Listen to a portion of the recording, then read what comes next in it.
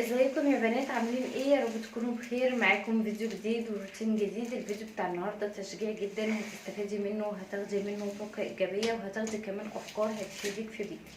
لو اول مره بتشوف قناتي وعجبتك قناتي تشتركي فيها وتفعلي زر الجرس على الكل عشان كل ما اعمل فيديو جديد يوصلك اشعار بيه. ويلا نبتدي الفيديو بتاعنا.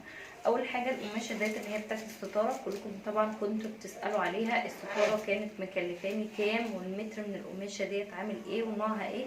بصوا القماشه ديت نوعها كتان، المتر منها ب50، شارياها من الوكاله. في طبعا اشكال كتيره جدا، في الشكل دوت وفي برضو الشكل دوت، وفي اشكال كتيره حوالي 9 اشكال، كلهم ابيض في اسود بس الاشكال مختلفه. تمام، انا عجبني اكتر شكل الشكل ده، جبت منه الستاره وجبت تاني متر اهوت. هعمله بقى ايه؟ مفرش، وهعمل منه برضو كفر للمخدات. يعني مخدتين يعتبر، لو هتشتروا طقم مفرش ومعاه مخدتين، الاسعار لو حاجه حلوه زي ديت مش اقل من 185. مفرش بالمخدتين 185، وكمان ممكن يكون اكتر. فطبعا انا هجيب المتر ب50، التفصيل هيبقى 10 15 20 زي ما يكون. يعني المفرش والمخدتين هيبقوا عليا ب70 جنيه. يا بلاش، مفيش اقل من كده سعر، وحاجه هتجدد البيت وهتفرق جدا في شكل البيت، هيبقى شكلها باين جدا ان انت فعلا جددتي وعملتي حاجه جديده. معايا برضو التابلوهات ديت من الحاجات اللي بتبان في التجديد، وشكلها بيبقى تحفه جدا وبتدي كده شكل حلو، بتحسي فعلا ان انت برضو جددتي، وفي نفس الوقت سعرها مش غالي خالص. كان معايا نوع، هما نوعين، نوع عامل 15 والنوع عامل 20. طب ايه الفرق في الاسعار؟ النوع اللي ب20 اللي هو بيتقله مسمار، النوع اللي هو ب15 دوت بدبل فيس. سواء عايزين تجيبوا النوع دوت او دوت، الاتنين ينفعوا بالدبل فيس. انت بتجيبي الدبل فيس وتلزقيه حتى لو التابلو مفيهوش دبل فيس. هنشوف دلوقتي هنعلقهم ازاي مع بعض. انا شديت الركنه كده وظبطت الستاره، قفلتها يعني وقفلت الشباك وظبطت كده الكنب بتاع الركن. وتعالوا بقى نشوف هنعلق التابلوهات ازاي. اول تابلو دوت انا كنت جايباه ب70 من رنين، قلت لكم عليه في فيديو المشتريات. رنين فيها تابلوهات كتيرة على فكرة، لو العتبة او مشوار وسط البلد بعيد عن ناس كتير، فرنين ليها فروع كتيرة وفيها جميع الاحجام وجميع الاشكال، فيها اشكال كتيرة جدا. انا كنت جايبة الشكل دوت منها، كان عامل 70. علقته بمسمار. برضو لو عايزة تحطي دبل فيس بتحطي كذا واحدة، يعني حوالي 3 أو 4 في ظهرها، عشان التابلو دوت كبير عشان يلزق ايه في الحيطة ويمسك كده معاكي. فزي ما شفتوا لزقتها كده بكل سهولة، شلت اللزق الدبل فيس من الظهر ولزقتها على الحيطة بالشكل ده، مدين شكل حلو جدا. والشكل بيبان بقى، عارفة انت لما تدخلي حيطة كانت سادة اصلا وتلاقي نفسك جددتي وحطيتي تابلوهات، هتلاقي عيالك هياخدوا بالهم، جوزك هياخد باله، انت ذات نفسك هتحسي ان في حاجة جديدة في المكان، وفي نفس الوقت تكلفتها قليلة جدا.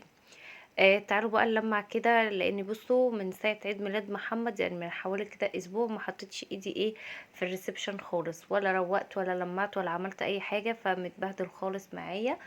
بصوا هقول لكم على حاجه، الموضوع معايا مش موضوع كسل خالص، الموضوع ان انا اصلا ما بقيتش الاقي وقت. بجد اليوم بقى قصير جدا، مش عارفه عشان احنا دخلنا في شتاء ولا انا اللي مشغوله زياده عن اللزوم، عندي حاجات كتير بعملها في اليوم. فبصوا الوقت ضيق جدا معايا. لو روقت مكان او مثلا عملت حاجة في المطبخ او طبقت غسيل نشرت غسيل، بلاقي اليوم خلص. ورايا هوم ورك معملك. ما بلاقيش وقت، ما بقيتش الاقي وقت زي الاول. ايام الاجازة الخميس والجمعة والسبت بيطيروا، ما بحسهمش 3 ايام، انا بحسهم يوم واحد. في ثانية ال3 ايام بيعدوا، ما بنلحقش نعمل اي حاجة.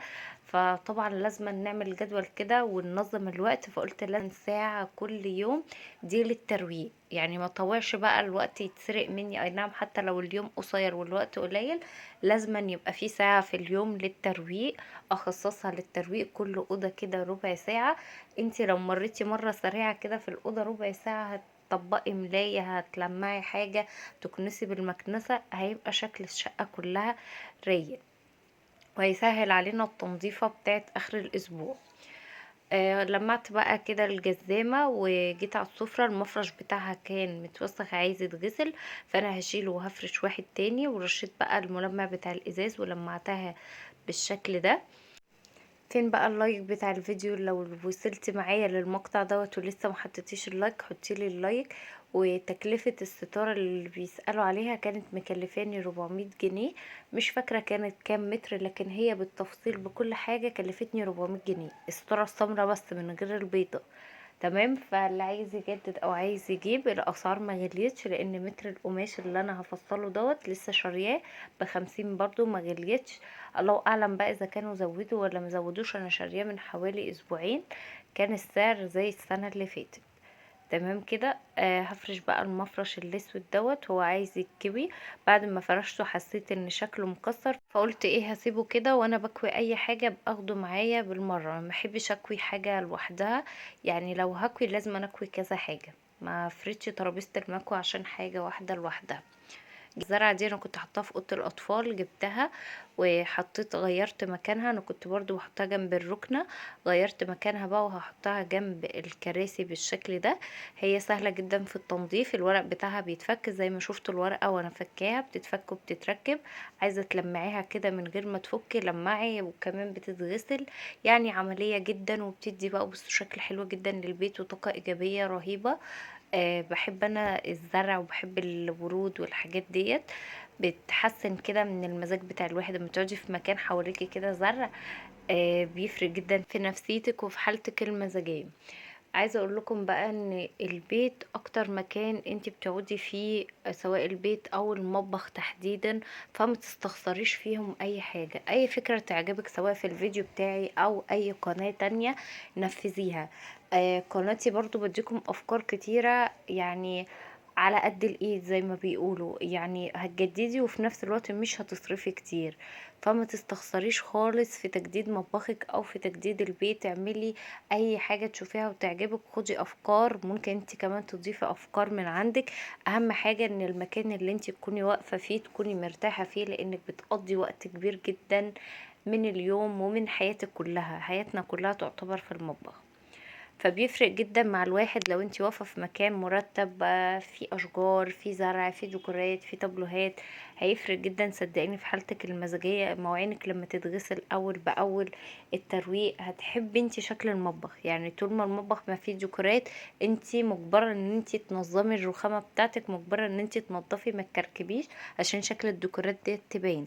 فهتلاقي نفسك مع الوقت مطبخك زي المطابخ اللي بتطلع في الفيديوهات، زي المطابخ اللي بتطلع في التلفزيونات. وده طبعا هيفرق جدا معاكي، هيديكي طاقة ايجابية، وهيخليكي تبقي مرتاحة نفسيا كده وانتي واقفة في المطبخ، وهتحبي مطبخك. اللي مجدد المطبخ بتاعه هيفهم كلامي دوت. بصي، ما بتحبيش تشوفي شكل الرخامة متبهدل خالص، طالما جددتيها بتحبي على طول تلاقيها منظمة زي ما بنشوفها كده في الفيديوهات. طبعا هعمل لكم فيديو تفصيلي، لان في ناس كتير سألوني وقالوا لي احنا عايزين نجدد المطبخ، عايزين نحط فيه زرع زي اللي انتي حطاه، تابلوهات، نبدأ ازاي، نجيب ايه، نشتري ايه. هعمل لكم فيديو تفصيلي عن الحاجات ديت، ونبقى في المطبخ واوريكم الحاجات كده ايه في الفيديو، عشان تفهموني اكتر انا اقصد ايه. روقت بقى كده الترابيزه بتاعت الركنه ولمعتها، وابتديت ان انا اشيل المخدات وانفض الركنه وابتدي ارتب المخدات من تاني. ايه رايكم بقى في شكل الركنه؟ طبعا دي اول مره تظهر في الروتين، ما ظهرتش تقريبا قبل كده. من ساعه ما جددتها انا عملت فيديو تجديد الركنه، وفي اخر الفيديو يعني شفتها كده مقطع صغير، فهي باينه لكم اهيت بالتفصيل. انا طبعا مجدداها مش شارياها جديد، الركنه القديمه تقدروا تشوفوها قبل كده في الفيديوهات. وفين الدعم بتاع الفيديو؟ حطيلي لايك وحطيلي تعليق للفيديو. الفيديو اللي انتوا شايفينه في 12 دقيقه دوت خد مني 4 ساعات تصوير ومونتاج، فطبعا دوت مجهود، محتاجة ان انتوا تشجعوني وتعملوا لايك وكمان تعليق. ده طبعا مستاهل يا جماعة. اللي بيفكر ان هو يعمل قناة اعملي، ما تتردديش، بجد هتفرق جدا معاكي، وهتبقى مصدر رزق جديد ليكي جنب شغلك، او لو ما كنتيش بتشتغلي هيبقى مصدر رزق جديد ليكي. اهم حاجة ان يكون عندك محتوى تقدميه، ويكون عندك برضو صبر وطولة بال، لان مش في يوم وليلة هتقبضي، وما تحطيش الربح قدامك هو اساسي. لا، انتي قدمي الاول وتعبي، وبعد كده دوري على التعب بقى بتاعك دوت. اكيد اللي بيتعب بينول. انا طبعا بقالي 4 سنين على اليوتيوب، اشتغلت سنتين بدون مقابل. شغلي كله كان معتمد ان انا افضل متشجعة ان انا في يوم هوصل. انتي لو يأستي لا، ما تجربيش الموضوع ده، لان الموضوع صعب مش سهل، ولازم أن المحتوى بتاعك يكون قوي وينافس القنوات الكبيرة في نفس الوقت. فالموضوع طبعا يعني ما فيش حاجة خالص سهلة، وما ينفعش ان حد يسأل مثلا قناة او ايا كانت معرفتك الشخصية بيا او باي قناة انت داخلك كام ولا بيدخلك كام. هو معروف اقل راتب من اليوتيوب 100 دولار، يعني حوالي 2000 جنيه. فانت بتحققي اكتر اقل، مفيش دخل ثابت ليكي، يعني اقل تحويل ليكي هما ال100 دولار دول، تحوشيهم في سنة، في شهر، في شهرين، في 3، زي ما فيديوهاتك ما تجيب او زي ما شغلك ما يجيب. فخلصت بقى كده الركنة وربطت الستارة، وابتديت اشفط كده السجادة بالمكنسة، وبكده الروتين بتاعنا يكون خلص. يا رب تكونوا استفدتوا بيه ويكون عجبكم، وهكمل تكملتي في الكلام بتاع القنوات دوت في فيديو تاني، لان جايلي اسئلة كتيرة على الفيس وعلى الواتس. طب الدنيا ناس كتير عايزة تفهم، فانا ان شاء الله في الفيديو الجاي هنتكلم مع بعض اكتر في الموضوع دوت. اتمنى الفيديو يكون عجبكم ويكون كده خفيف على قلوبكم، وتدعموه باللايك وبالتعليق، وانتظروني في فيديو تاني جديد هيعجبكم، وهنكمل فيه بقى الكلام عن القنوات، وكمان هنشوف فيه المخدات الجديدة اللي اتفصلت. شايفين معايا السجادة ديت اللي انا غسلتها بسترس، هي فيها ابيض، عايزة اقول لكم ان هي نطفت جدا وباين على شكلها. بس كده الفيديو بتاعنا خلص، انتظروني بقى في فيديو تاني جديد، ويا رب الفيديو يكون عجبكم وتدعموه باللايك.